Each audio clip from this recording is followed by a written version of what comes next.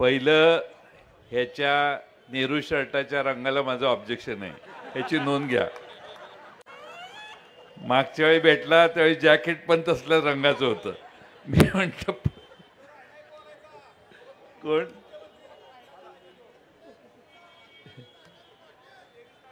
आपल्या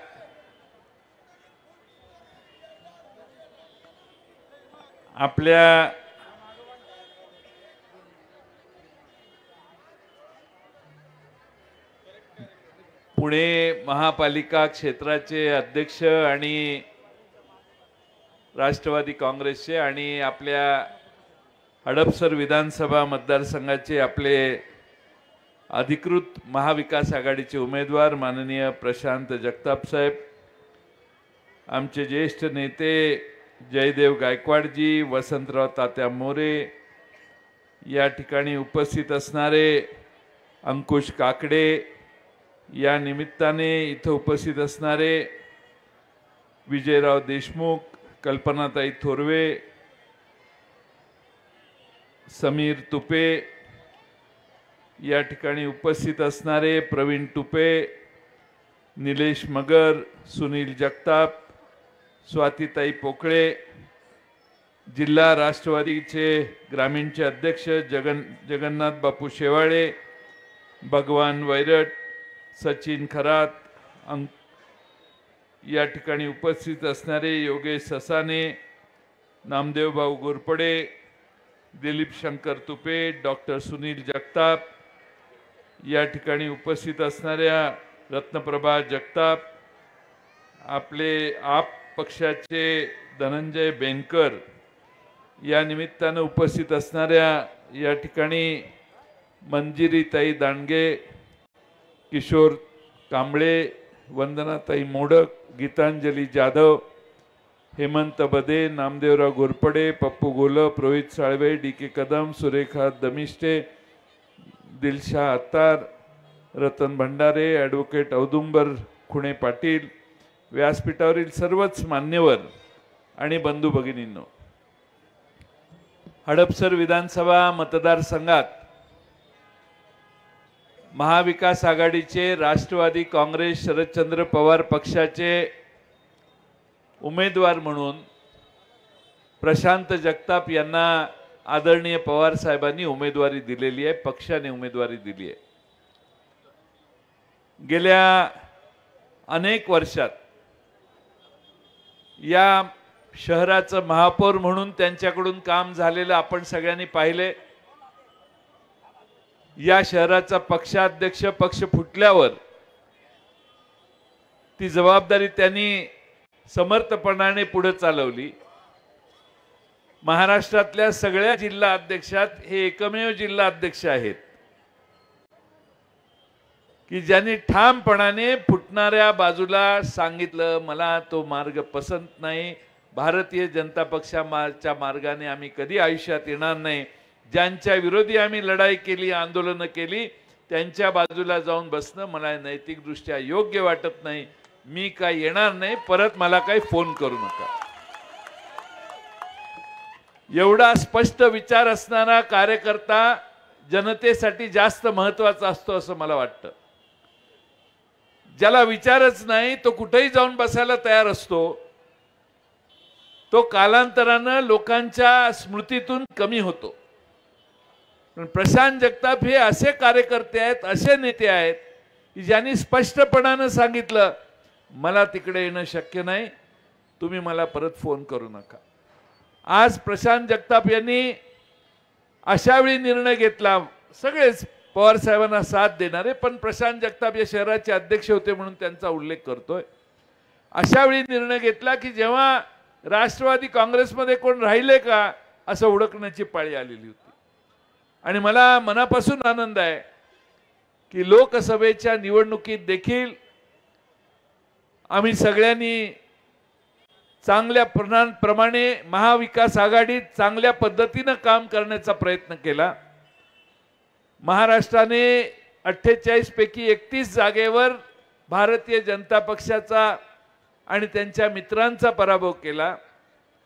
आणि त्यानंतर महाराष्ट्रातलं सरकार घाबरलं आणि म्हणेल त्या गोष्टी कबूल करायला लागले। महाराष्ट्रामध्ये सामान्य जनतेने महाराष्ट्रातलं आणि दिल्लीचं सरकार आम्हाला नापसंत आहे हे यापूर्वी लोकसभेत जाहीर केलेलं आहे, स्पष्ट केलेलं आहे।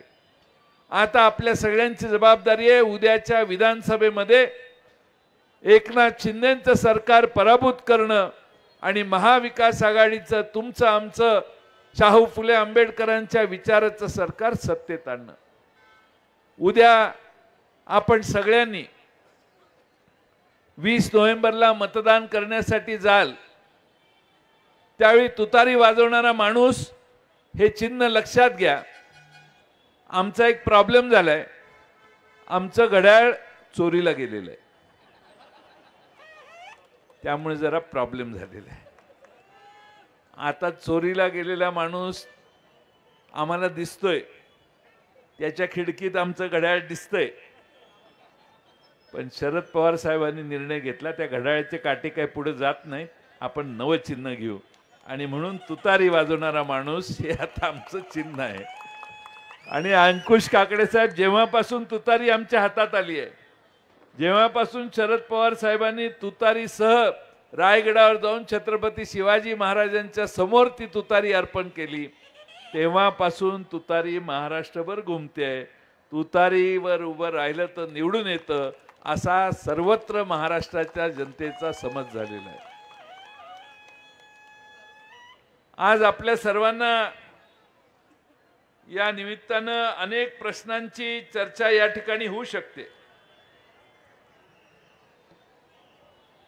एवढी ट्रॅफिक आहे की त्या हिंजवडीतले प्रकल्प पुणे सोडून बाहेर निघाले। या पुणे शहरातल्या ट्रॅफिकवर अनेक वर्ष ज्यांनी या शहरात आणि या जिल्ह्यात सत्ता भोगली त्यांनी या पुणे शहरातल्या ट्रॅफिकवर एकही उत्तर काढलं नाही। 1000-1500 ॲक्सिडेंट दरवर्षी होतात आणि दुर्दैवाने त्याच्यावर उपाय योजना काढण्याची कुठलीही पावलं उचलली नाहीत। आता रिंग रोड म्हणे जाहीर केलेला आहे, पण अद्याप काम चालू झालेलं नाही का, तर त्याचं टेंडर वगैरे सगळं आमच्या सोयीनं करायचं होतं। टेंडर करत असताना जरा व्यवस्थितपणाने मॅनेज करायला आम्हाला जरा थोडासा जास्त वेळ गेला। माणसं रस्त्यावर मरू देत, पण आमचं जमलं पाहिजे म्हणून आम्ही जरा टेंडर उशिरा काढलं। आता काम सुरू होईल, काय हरकत नाही, पण खरं म्हणजे या पुणे शहर हे शिक्षणाचं माहेरघर, पण कायदा व सुव्यवस्था कुठे आहे? आमच्या पुणे शहराला आता दुसरी ओळख ही लोक करून द्यायला लागली आहेत यांच्या नाकर्तेपणामुळे। हे कदाचित ड्रगचं एक वेगळं केंद्र होतंय का अशी भीती भारतात या ड्रग कंट्रोल करणाऱ्या लोकांच्या मनात यायला लागलेली आहे। रुग्णालयामधून देखील ससून सारख्या ड्रगची सर्रास चोरी विक्री व्हायला लागली आहे। आज आपण कोयता गँग आपण बघितली, कात्रज आणि सिंहगड रोडला, पुण्यातल्या इतर भागातही कोयता गँग सक्रिय झाली आहे। दहशतीचं वातावरण पुण्यातल्या बऱ्याच भागात आहे। यांना साध्या कोयता गँगचा बंदोबस्त करता आला नाही, हे काय राज्यात कायदा आणि सुव्यवस्था ठेवणार? आज या ठिकाणी आपण पुण्यातल्या ट्रॅफिकचा प्रॉब्लेम पूर्वी हिंजवडीला वाढायला लागला, आता खराडीला वाढायला लागला, मगर पट्ट्याला देखील आज पुणे शहरातल्या ट्रॅफिकचा त्रास व्हायला लागला आणि म्हणून पुण्यातल्या उद्योगांना आता बाहेर जाण्याची इच्छा का निर्माण होते आहे याचं कधीतरी आज डोकावून विचार सरकारने केलाय का आणि याच्यावर काही उपाययोजना सरकारने केलाय का, त्याचं उत्तर आज फारसं स्पष्टपणाने आपल्या समोर नाही। या पुणे शहरातले अनेक प्रश्न आहेत, हे प्रश्न सोडवण्यासाठी आपण प्रयत्न करू, त्यात काही शंका नाही। पण पुण्याचा महापौरच विधानसभेवर जर गेला, ज्याने पुण्याचं महापौरपद सांभाळलेलं आहे, तीच व्यक्ती जर विधानसभेत गेली तर सगळ्या पुणे शहराला प्रशांत जगतापांच्या उमेदवारीचा फायदा होईल असा आम्हा सगळ्यांना विश्वास आहे आणि म्हणून प्रशांत जगतापांची उमेदवारी या मतदारसंघात आम्ही दिलेली आहे। खरं म्हणजे आपल्या सगळ्यांचं दैवत छत्रपती शिवाजी महाराज. छत्रपती शिवाजी महाराजांचा भारतीय जनता पक्षाने नेमणुका केलेल्या वेगळ्या मोठ्या पदावरचे व्यक्ती किती वेळा अपमान करतात याला काही मर्यादा राहिलेली नाही. सतत मधल्या काळात राज्यपाल कोश्यारी काहीतरी बोलले, मधल्या काळात आता काल परवा अमित शहा बोलले. अमित शहा म्हटले की रामदास स्वामींनी अनेक तरुण मुलं एकत्रित केली आणि छत्रपती शिवाजी महाराजांच्या समोर त्यांच्या बाजूने ताकद उभी केली. वसंतराव मोरे लक्ष आहे की नाही तुमचं त्यांच्या विधानावर अमित शहांच्या? शिवाजी महाराजांचं महत्व कसं कमी करायचं हे पदोपदी अमित शहा असतील,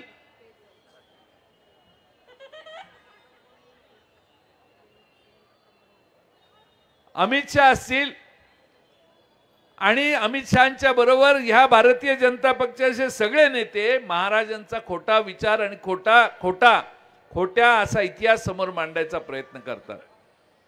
काल परवा अलीकडच्या काळामध्ये आपण थोडंसं बारकाईनं बघितलं तर केंद्र सरकार आणि महाराष्ट्राचं सरकार यांचा प्रचार काय, तर डबल इंजिनचं सरकार असलं तर जरा जास्त पैसे मिळतील.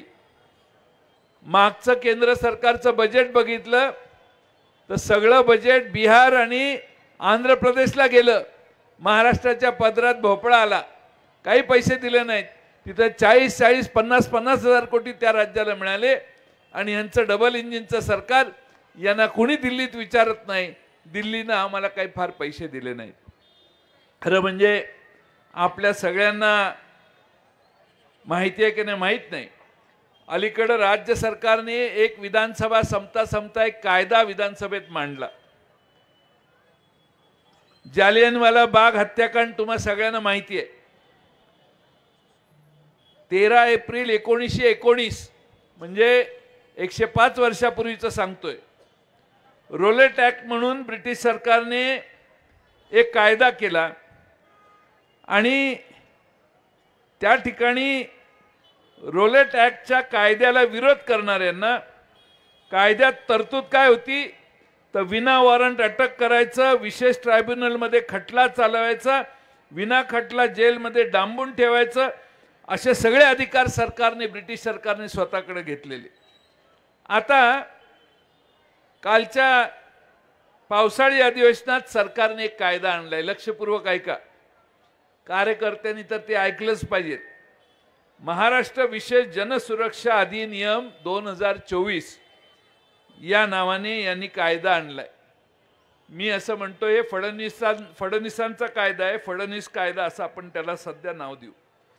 त्यामध्ये काय तरतुदी आहेत की ते तुमचं घरदार जप्त करू शकतात. एवढंच नाही तर तुमच्या घराच्या बाहेर जर पशुधन असेल, म्हैशी असतील, गायी असतील, गुरं असतील तर ती जप्त करू शकतात आणि तुम्हाला कोणत्याही परिस्थितीत विना परवाना अटक करून तुरुंगात ठेवू शकतात. आज आपण सगळ्यांनी याचा बारकाईने अभ्यास केला. आम्ही त्याला विरोध केला म्हणून आता जॉईंट सिलेक्ट कमिटीकडे तो कायदा केलाय. पण मानसिकता काय, तर महाराष्ट्रामध्ये कोणी आंदोलन केलं, प्रशांत जगतापांनी आंदोलन केलं तर त्यांना आत घालायचा अधिकार त्यांच्याकडे. किती दिवस काय दिवस हे सगळे अधिकार त्या कायद्यात त्यांनी स्वतःकडे घेतलेले आहेत. आणि म्हणून माझी आपणा सगळ्यांना विनंती आहे की सरकारचा डोकं ठिकाणावर नाही आहे असा वारंवार प्रत्यय आम्हाला मागच्या 2-2.5 वर्षात आला. आम्ही शहरात राहणारी लोक, महागाईला तोंड प्रचंड मोठ्या प्रमाणात आपण सगळ्यांनी दिलं. महागाईला तोंड देत असताना मागची दिवाळी कशी गेली तुम्हाला माहिती आहे. मागच्या दिवाळीमध्ये आपल्याला मागच्या वर्षी 20,000 रुपयात दिवाळी एखाद्या कुटुंबाने केली असेल तर तशीच दिवाळी करायला यावर्षी 30-35 हजार रुपये लोकांचे गेले. तेलाचा डबा 500 रुपयाने वाढला. काय काय वाढलं हे आमच्या भगिनींना मी सांगायची गरज नाही. महागाई प्रचंड वाढली, महागाई कमी पडायला लागली म्हणून त्याच्यावर जीएसटीचा कर प्रचंड मोठ्या प्रमाणात केंद्र आणि राज्य सरकारने आकारला. मी सगळीकडे हे उदाहरण देतो. माझा एक कार्यकर्ता बुलेट घेऊन आला नारळ फोडायला उद्घाटन करायला. मी म्हटलं कितीला घेतली?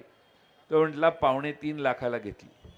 अरे म्हटलं मागच्या वर्षी 1.5 लाखाला होती, असं कसं झालं? नाही म्हटलं 28% कर देऊन आणले साहेब. म्हणजे 2.25 लाखातले जवळपास 60-70 हजार रुपये हे करात गेले आणि उरलेली किमतीत त्यानं बुलेट घेतली. कर गेला सरकारच्या तिजोरीत. तुम्ही तुमचं घर जर 50,000 रुपयात चालवत असाल तर सरासरीने 18% तुम्हाला GST भरावा लागतो. सगळ्या ॲव्हरेज काढलं तर 5% 28%पर्यंत. 18% म्हणजे तुमचे 9 ते 10 हजार रुपये महिन्याला जातात. वर्षाला या सरकारला 1,00,000-1.25 लाख रुपये तुम्ही देता. तुम्ही वर्षाला महिन्याला 1 लाख रुपये खर्च करत असाल तर तुम्ही 2-2.25 लाख रुपये या सरकारला देता आणि तुमचा संसार चालवण्यासाठी वेगळे पैसे तुम्ही खर्च करता. म्हणजे आपल्या खिशातून यांनी सगळं घेतलेलं आहे. आपल्या खिशातने या सरकारला किती पैसे जातात? महाराष्ट्र सरकारने 30,000 कोटी रुपये, महाराष्ट्र सरकार आणि केंद्र सरकारला मागच्या महिन्यात 30,000 कोटी रुपये आपण महाराष्ट्रातल्या जनतेने दिले. मला वाटलं दुसऱ्या राज्यांनी पण एवढेच दिले असतील. थोडासा अभ्यास केला तर 8,000 कोटी, 11,000 कोटी, 12,000 कोटी, त्याच्यावर राज्य नाही. मित्रांनो, आपण सगळ्यांनी आपल्या खिशाला तोशीस लावली, यांच्या ताब्यात पैसे दिले आणि पाहिजे तशी उधळपट्टी या लोकांनी महाराष्ट्रात केलेली आहे. आपण सगळ्यांनी दुसरा एक महत्त्वाचा प्रश्न लक्षात घ्या.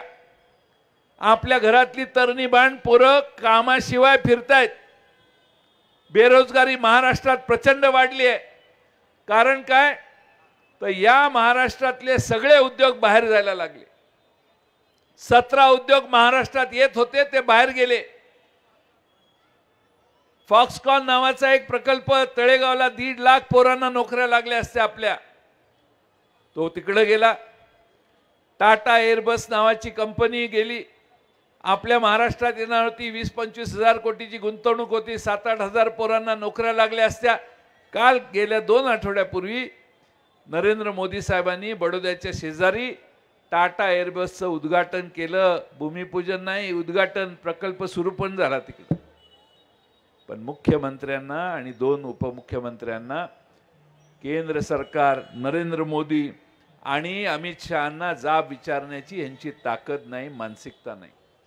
महाराष्ट्राच्या बाजूने हे बोलतच नाही. महाराष्ट्र आंदोलन दिलेलं आहे गुजरातला. महाराष्ट्र गुजरातच्या दावणीला बांधण्याचं काम एकनाथ शिंदे आणि त्यांच्या 2 सहकाऱ्यांनी केलं, हे मित्रांनो विसरू नका. आज दुर्दैवानं महाराष्ट्रामध्ये आम्ही आमच्या मुलांना नोकऱ्या मिळत नाहीत म्हणून आम्ही संताप व्यक्त करतो, पण राज्याचे मुख्यमंत्री त्याच्यावर काही प्रतिक्रिया देत नाहीत. विधानसभेत मी विचारलं, अहो असं कसं? तर एकनाथ शिंदे म्हटले, जयंतराव, कालच मी पंतप्रधानांना भेटून आलेलो आहे आणि पंतप्रधानांनी सांगितलंय की याच्यापेक्षा मोठा प्रकल्प आम्ही तुम्हाला देऊ. मी म्हटलं, साहेब मोठा म्हणजे? नाही, नरेंद्र मोदींनी सांगितले मला, जयंतराव तुम्ही चिंता करू नका, ह्याच्यापेक्षा मोठा प्रकल्प देऊ. मी सारखं विचारत होतो कुठला प्रकल्प, त्यांनी सांगितलं तुम्ही चिंता करू नका. आता एकनाथराव शिंदेंची मुदत संपली. त्यांचं सरकार, आता त्यांची सरकारची मुदत संपली.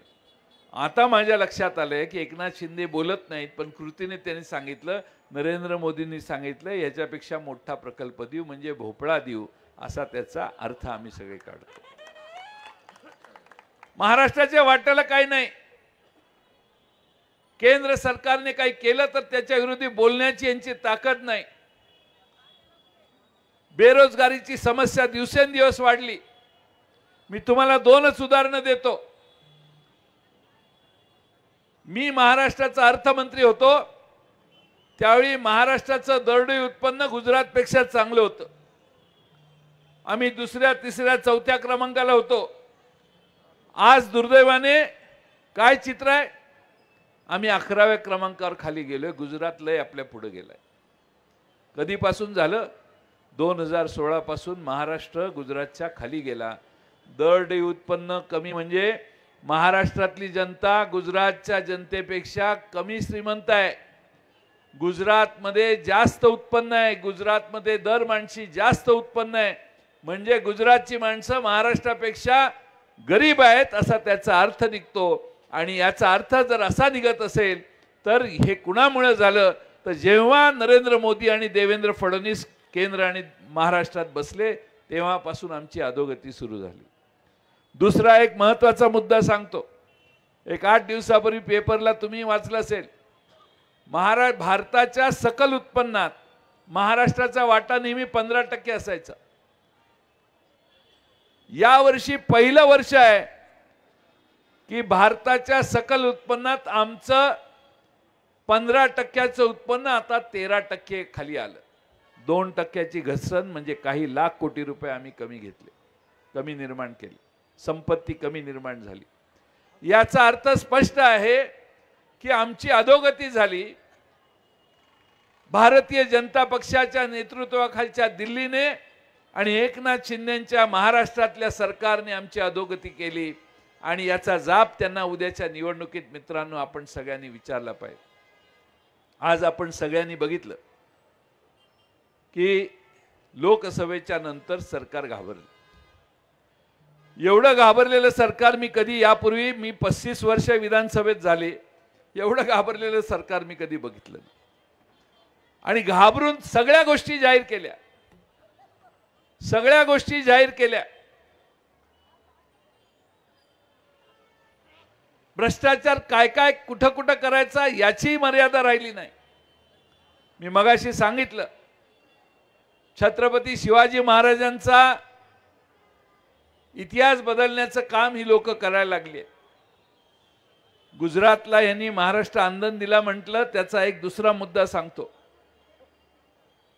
मधल्या काळात देवेंद्र फडणवीस साहेबांनी भाषण केलं। लहान मुलांनी देखील तुम्ही आम्ही सगळ्यांनी इतिहास वाचलाय। छत्रपती शिवाजी महाराजांनी सुरत 2दा लुटली। सुरतेवर हल्ला छत्रपती शिवाजी महाराजांनी केला आणि 2दा सुरत लुटली।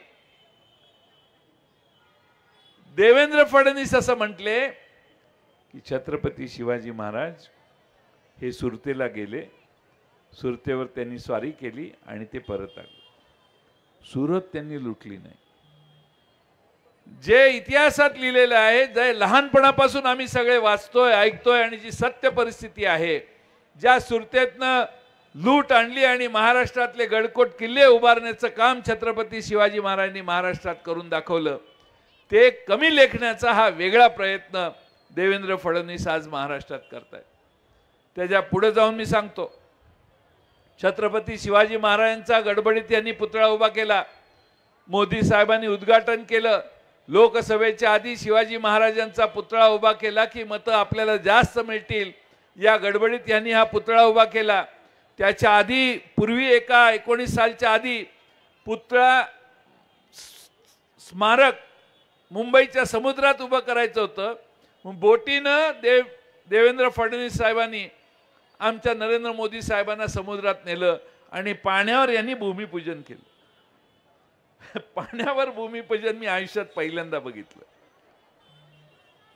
आज तो पुतळा उभा नाही, स्मारक उभं नाही, ठीक आहे, पण मालवणला जो उभा केला पुतळा, तो पुतळा या लोकांनी अशा पद्धतीने उभा केला की 8 महिन्याने तो पुतळा कोसळला।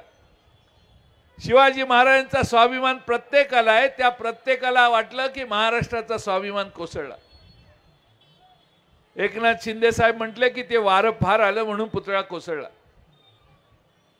मी गेलो तिथं, का बाबा असं काम मुख्यमंत्र्यांना कळलेलं दिसतंय, म्हटलं की का पुतळा कोसळला म्हणून मी गेलो बघायला। दुसऱ्या दिवशी तिथल्या लोकांना विचारलं वारं कुठून आलं, ते म्हटले इकडं वारं आलं। पुतळा कुठं पडला, त्याच बाजूला पडला।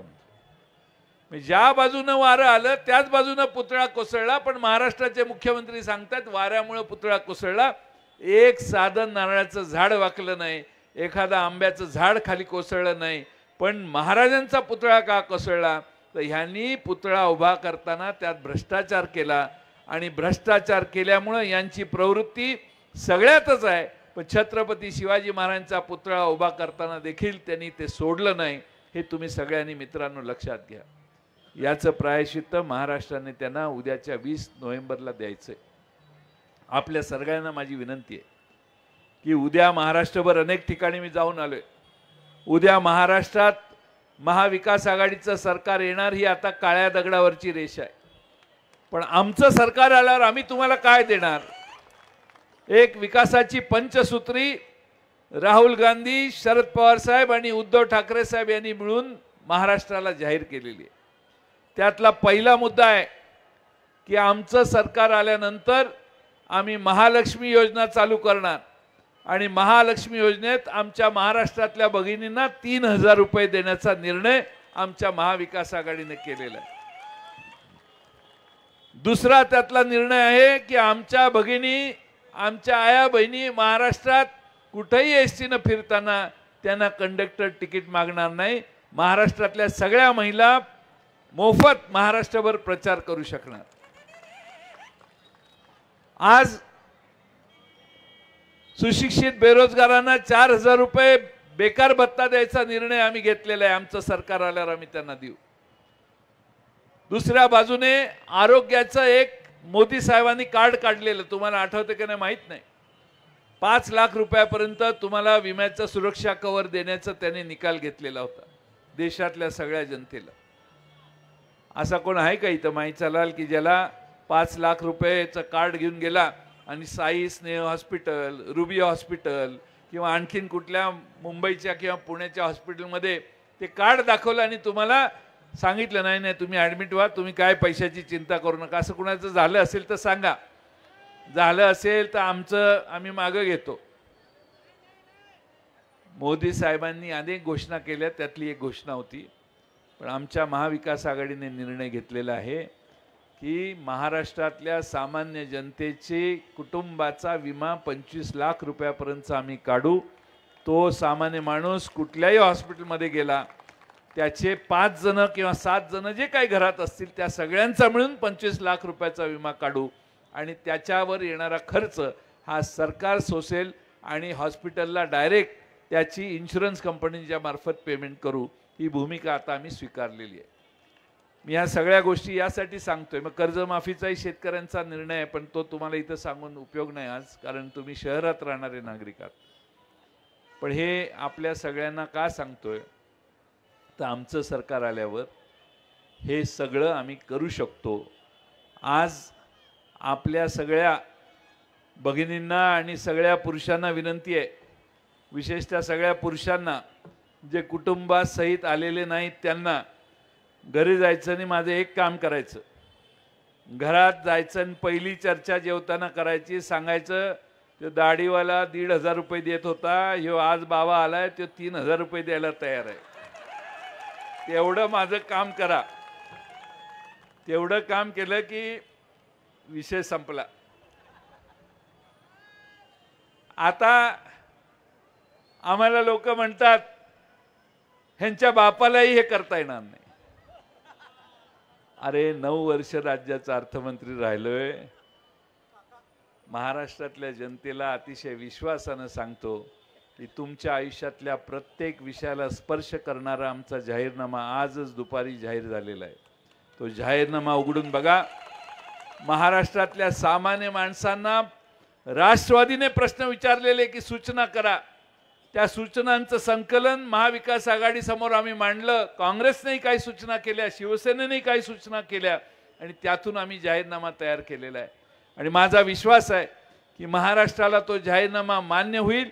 महाराष्ट्र त्या जाहीरनाम्याच्या मागे उभा राहील आणि महाराष्ट्राला पुन्हा एकदा पूर्वीचे जुने दिवस आणायचे असतील, महाराष्ट्र कायदा व सुव्यवस्थेत पुन्हा पुढे न्यायचा असेल, महाराष्ट्रातली महागाई कमी करायची असेल, महाराष्ट्रातल्या आया बहिणींना पुरेसं संरक्षण द्यायचं असेल तर तुम्हा सगळ्यांना माझी विनंती आहे की आपल्या मतदारसंघामध्ये प्रशांत जगताप हा आमचा उमदा आणि तुम्हा सगळ्यांचा आवडता नेता या ठिकाणी उभा केला आहे. शेवटी पैशानं सगळं मोजणारी माणसं समोरच्या बाजूला आहे. आता पैसे एवढे खर्च होतील की तुम्हाला काय घाई झाली का? जरा थांबा ना.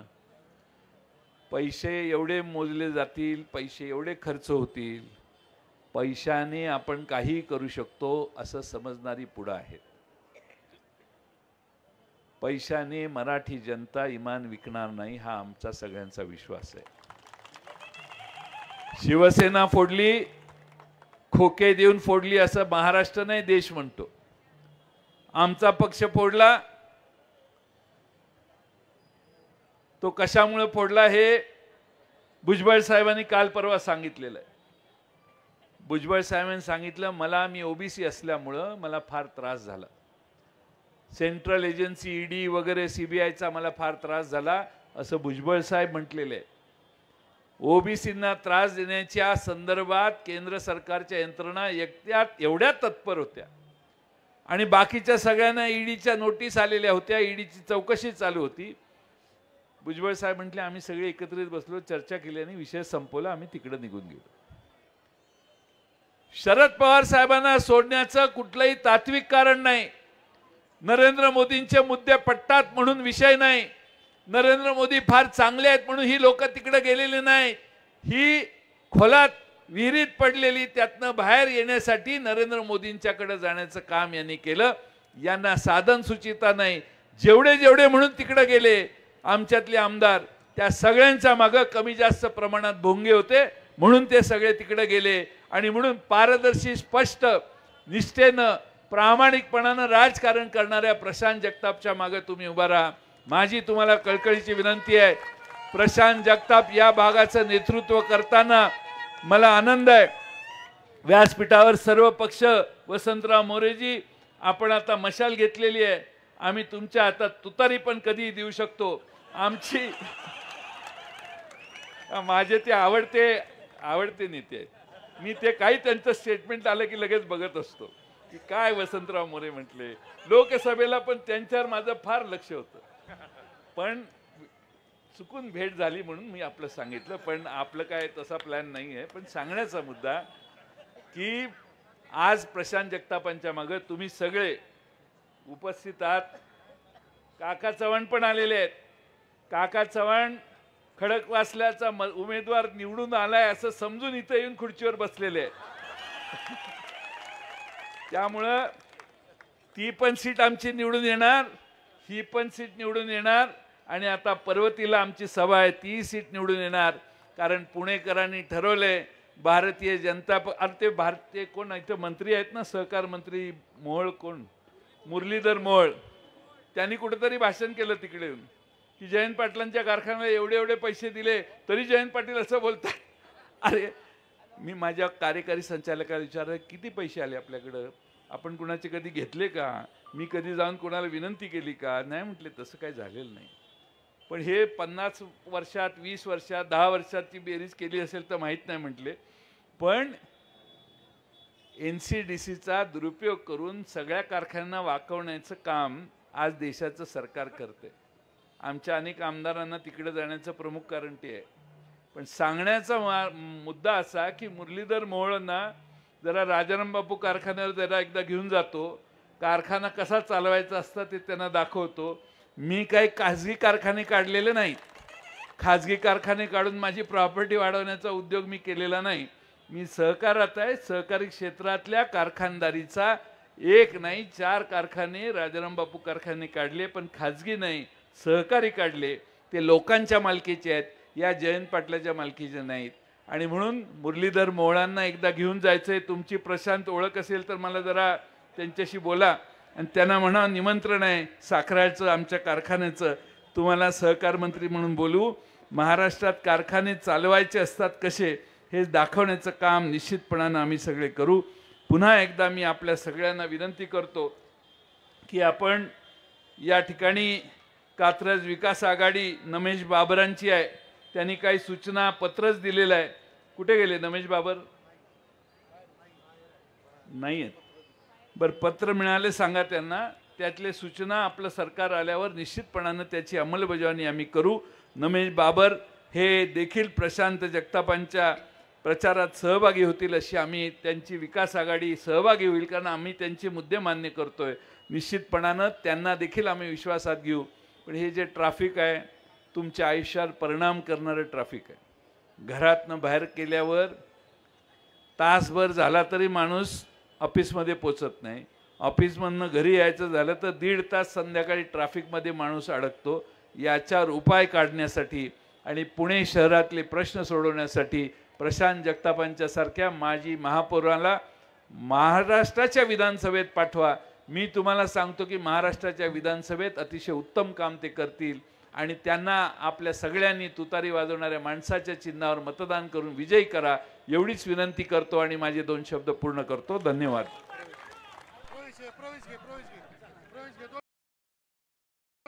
आदरणीय